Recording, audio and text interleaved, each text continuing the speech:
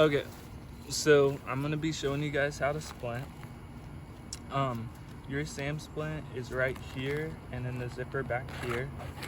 I'll also have rolled gauze, and then the triangle bandages here, and then your medical gloves are gonna be in this pocket of your trauma med kit. But I'm gonna be using some training stuff that looks a little bit different. And as you can tell, it's been manipulated a lot.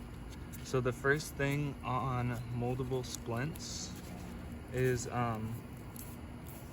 to get them ready for the shape that you're gonna use.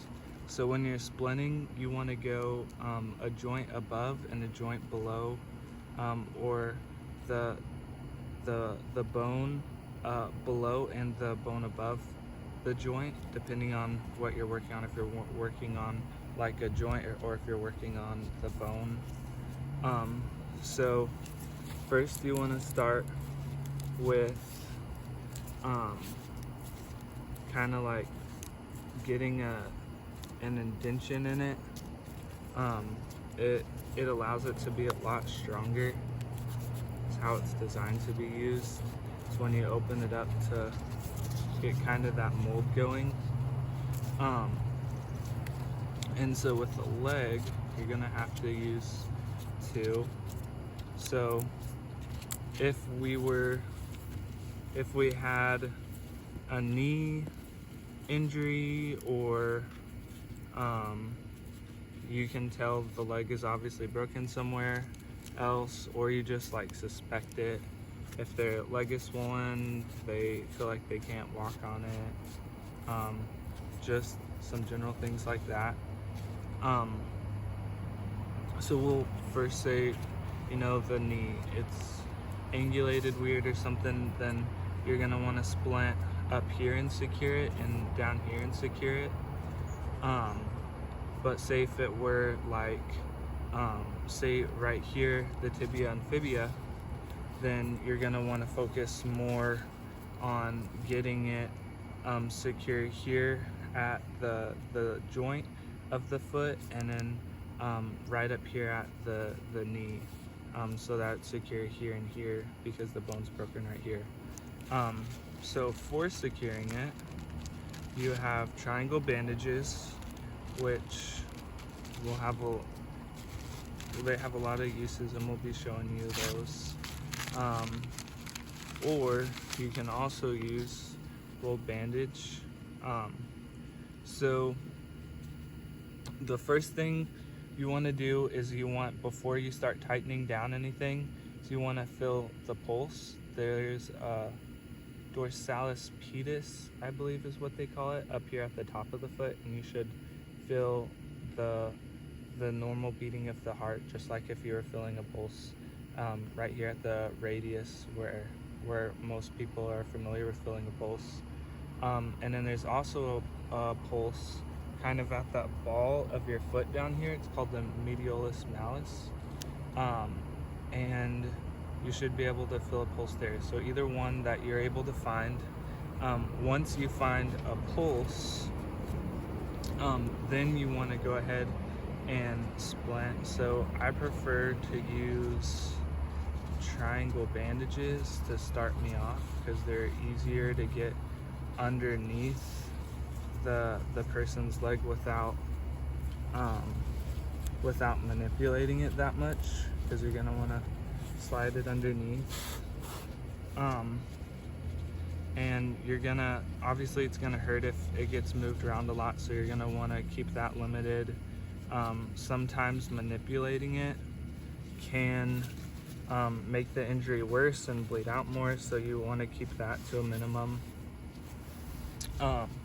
In like mountain type rescue, so if you were using it like if you had this kit out with you while you were hiking, and you weren't able to find a pulse at all, and you're just confident that there's no pulse, another way you can tell is to smush the skin down and then let go, and then the normal color should return in 2 seconds. It's called the capillary refill, and that means you have good perfusion. So that's another thing that you can check. But if it doesn't seem like you're getting any blood flow down, doctors will recommend to try and straighten it out just one time if you're gonna be prolonged getting off of the trail. So we're talking more probably around like 8 hours time. So that's not normally a situation you're gonna run into, but if you were using the packs up there, that's one thing that you can think of. So you're gonna wanna get it tight, and that's why we check the pulse in the beginning, because you have to be careful to get it secure without tightening too much where it cuts off the circulation, because then you're just gonna cause more damage, and you could get some type of crush syndrome or something from the oxygen not being able to circulate properly in the extremity, and obviously your tissues need that. So once you get like a basic secured, what you could do is you could have another person holding the foot. It is possible to do if it's just you. It just makes it a bit more difficult. So like wrap up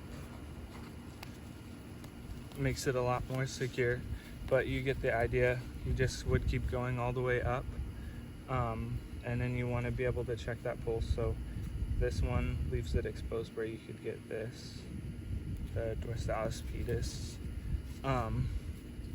So I'm unwrapping you now, Anna.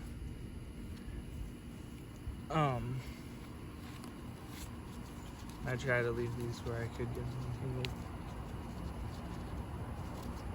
So if you were splinting and it wasn't the knee that was having an issue, and it was actually the tibia or fibia right here that was having the issue, then you would want to do the joint above and the joint below. And so here you would want to secure more of the foot. So one trick that you can use is to come across this way and then come across this way and then tie, and then you would do the same thing with rolling up.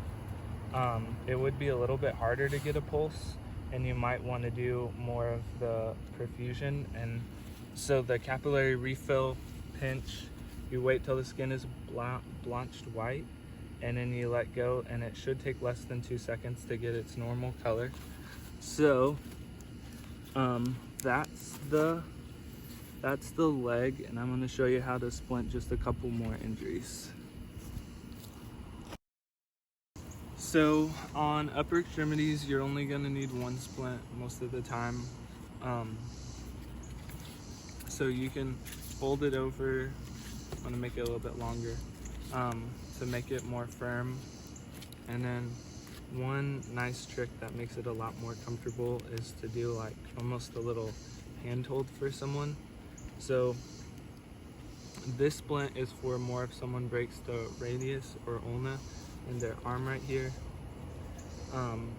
So of course, like always, you're gonna want to start with checking to make sure they have a good pulse. Like I mentioned in the more off the grid type rescue stuff, if you're in the mountains and can't make it to an ER very quickly, if it's really crooked and you don't have any good perfusion, so you can't feel a pulse, you press down the skin and it doesn't come back to a good color within the 2 seconds, then you can try and straighten it if it's going to take probably around 8 hours or more to get them to the proper care that they need. So that's going to be very few times, but basically you're just trying to straighten it back up where you have extremity perfusion and you're able to feel a pulse, or able to get the capillary refill like we talked about. but like I said, that doesn't fit a whole lot of situations. So for splinting the radius and ulna, obviously you want to get a pulse first, and then you're going to want to secure it here at the hand, for that joint below, and then secure it right here at the elbow for that joint above, and then you can wrap it with your rolled bandage. If you have an injury to your elbow, then you're gonna want to go across from your bone to your bone. So coming out here works really great, and then you can just start with one cravat up here with the humerus, and then secure it, and then one down here with the radius and ulna right here at the forearm, and then secure it, and obviously check that you have a good pulse. For shoulder injuries, sometimes it's more comfortable for them to have their arm down here, or sometimes they're already holding it up here if they break it. For an injury like that, you're gonna want to put a pigtail like that's in here. So you can kind of measure their arm and then find a good place to put it. And then, like I said, if that's the area that they're comfortable holding it at, then you're gonna wanna put it, back it up to the elbow, and then you're gonna want the area with, well, the side with more area on the outside rather than trying to tie it like that. And then you pull up on each side until they're both tight and have good tension, and then you just tie it right here behind their neck. And so that's what they call the swing. And then you're gonna want to swath it, which secures it against their body and allows no shaking, because that's usually the thing that bothers them, and that's usually why they pull it up and they're trying to secure it against their body. So you're basically working with them and helping them out, and then you're just gonna want to tie it against the torso, and so it just keeps that pressure there. And then you're gonna want to check the pulse again, make sure that it's still present. So those are the uses for the triangle bandages. They actually call them cravats when you secure them on splints, and then swing and swath when you use them like that. So that's everything. You can post questions in the comments. Thank you for watching, and like the video.